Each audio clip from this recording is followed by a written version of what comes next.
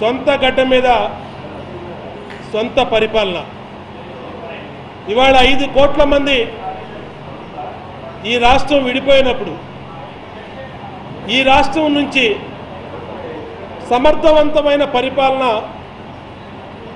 అనుభవం కలిగినటువంటి నాయకుడు ముఖ్యమంత్రి చంద్రబాబు నాయుడు గారికి బాధ్యతలు అప్పచెప్పి ఇవాళ 2.5 సంవత్సరాల నుంచి ఎదురు చూస్తూ ఇవాళ సొంత ఘట్టం మీద సొంత పరిపాలన మొదలైనటువంటి సందర్భం. నూతన అసెంబ్లీలో ఇక్కడ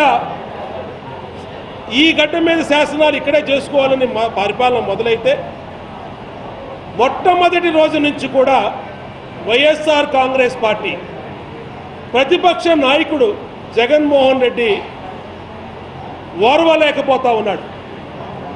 అమరావతి నుంచి అప్పుడే పరిపాలన మొదలైందా అని, ఈ పరిపాలన మొదలైతే శాశ్వతంగా తెలుగుదేశం పార్టీ అధికారంలో ఉంటుంది, శాశ్వతంగా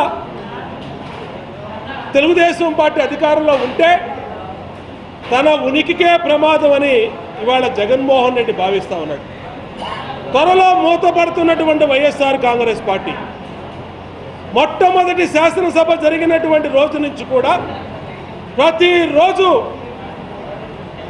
ఏదో రకంగా శాసనసభని అడ్డుకుంటా ఉన్నాడు. వాళ్ళ సభ్యుల్ని నిత్యం కూడా పోడియం వైపు మళ్ళించి శాసనసభని ఏ విధంగా స్టాల్ చేయాలి అనే విధంగా ప్రతిరోజు చేస్తూ ఉన్నాడు. మేము అడుగుతా ఉన్నాం, ఒక అసమర్థ ప్రతిపక్ష నాయకుడు నాయకత్వంలో, ఒక అనుభవం లేని ప్రతిపక్ష నాయకుడు నాయకత్వంలో ఇవాళ ఈ నూతన శాసనసభలో సభా సమయం ప్రతిరోజు కూడా వృధా అవుతా ఉంది. ప్రతిపక్ష నాయకుడిగా బీఎస్సీ సమావేశంలో ప్రతిరోజు ఒకటి ఏ విధంగా సమావేశాలు జరగాలనేది ప్రతిపక్ష పార్టీగా వాళ్ళే ఒప్పుకుంటారు. ప్రతిరోజు మొట్టమొదటి క్వశ్చన్ అవరు, నెక్స్ట్ 0 అవరు, తర్వాత ముఖ్యమంత్రి గారి స్టేట్మెంట్ కానీ ప్రతిపక్ష నాయకుడు ఏదైనా ఒక స్టేట్మెంట్ ఇవ్వాలన్నా, లేదంటే ఒక 344 లేదంటే ఏదైనా ఇష్యూని సభ దృష్టికి తీసుకురావాలన్నా తీసుకురావచ్చు.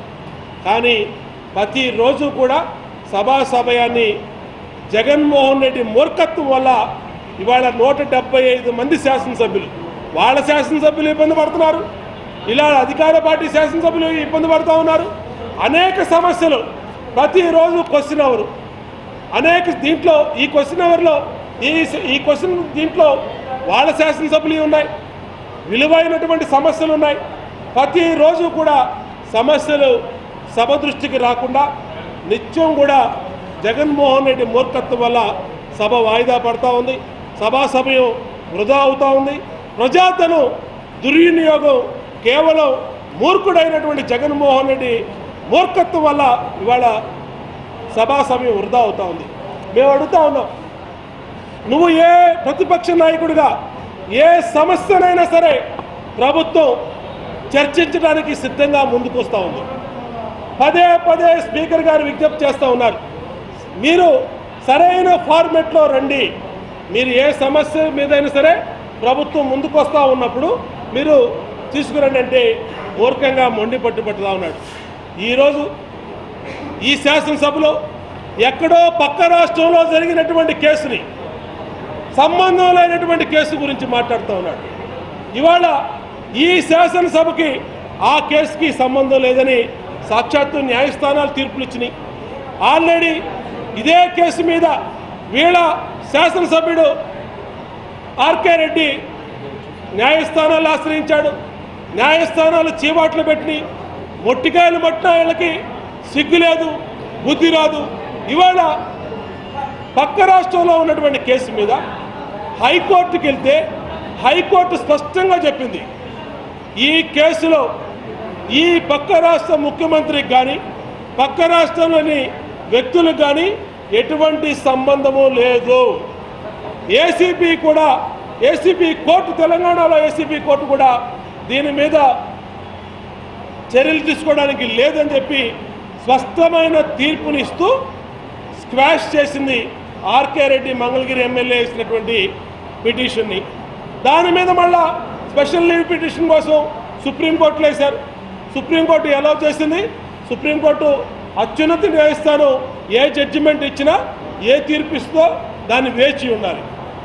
ఇవాళ దాని గురించి నిన్న దొరికిపోయిన దొంగ వైఎస్ఆర్ కాంగ్రెస్ పార్టీ అత్యున్నతమైన స్థానంలో ఉన్నటువంటి ఆంధ్రప్రదేశ్ శాసనసభ స్పీకర్ మీద ఇష్టారీతిన సాక్షాత్తు మీడియా ప్రతినిధులు మీడియా సమావేశంలో ఆయన మాట్లాడిన మాటల్ని కట్ అండ్ పేస్ట్ చేసి వక్రీకరించి ఏవైతే మీడియాలో చూపించారో ఆ వీడియోని శాసనసభ ద్వారా 5 కోట్ల మంది ప్రజలు చూసేటట్టుగా నిన్న శాసనసభ్యులు అడిగినటువంటి రిక్వెస్ట్ మేరకు శాసనసభలో ప్లే చేశారు.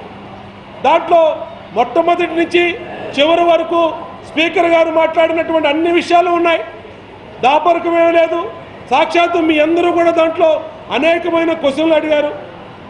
అటువంటి సందర్భంలో తన సొంత మీడియా ద్వారా ఇష్టారీతిన శాసనసభ స్పీకర్ అత్యున్నతమైన పదవిని కించపరిచేటట్టుగా ఒక మహిళా పార్లమెంటరీ నేషనల్ కన్వెన్షన్ జరుగుతూ ఉంటే మహిళల్ని శాసనసభ స్పీకర్ గారు కించపరిచారు, లేదంటే ఆ జాతిని అవమానించారనే విధంగా పదే పదే వాళ్ళ పేపర్లో రాశారు, వాళ్ళ మీడియాలో చూపించారు.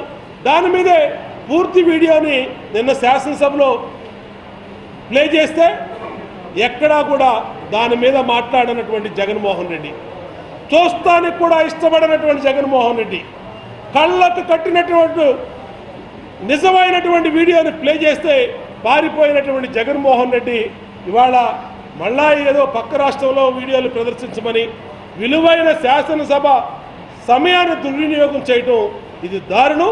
అందుకనే ఇవాళ సభ్యులందరూ కూడా శాసనసభ స్పీకర్ గారిని కోరారు, ఖచ్చితంగా సభ్యుల హక్కుల్ని కాపాడాల్సిన బాధ్యత స్పీకర్ గారి మీద ఉంది. స్పీకర్ గారు ఎంతో ఓపికతో పొద్దున్న నుంచి సాయంత్రం వరకు పదే పదే ప్రతిపక్ష సభ్యుల్ని విజ్ఞప్తి చేయడమే సరిపోతుంది, కానీ కఠినమైన నిర్ణయాలు తీసుకోవాలని సభ్యులందరూ కూడా హౌస్లో కోరారు. ఇప్పటికైనా ప్రతిపక్ష పార్టీగా వైఎస్ఆర్ కాంగ్రెస్ పార్టీ తన పద్ధతిని తీరుని మార్చుకోవాలి. నిర్మాణాత్మక ప్రతిపక్ష పార్టీగా ప్రజా సమస్యల్ని పరిష్కార వేదిక అయినటువంటి ఆంధ్రప్రదేశ్ అసెంబ్లీని ప్రజా సమస్యల పరిష్కారానికి ఉపయోగించుకోవాల్సిందిగా కోరుతా ఉన్నాం.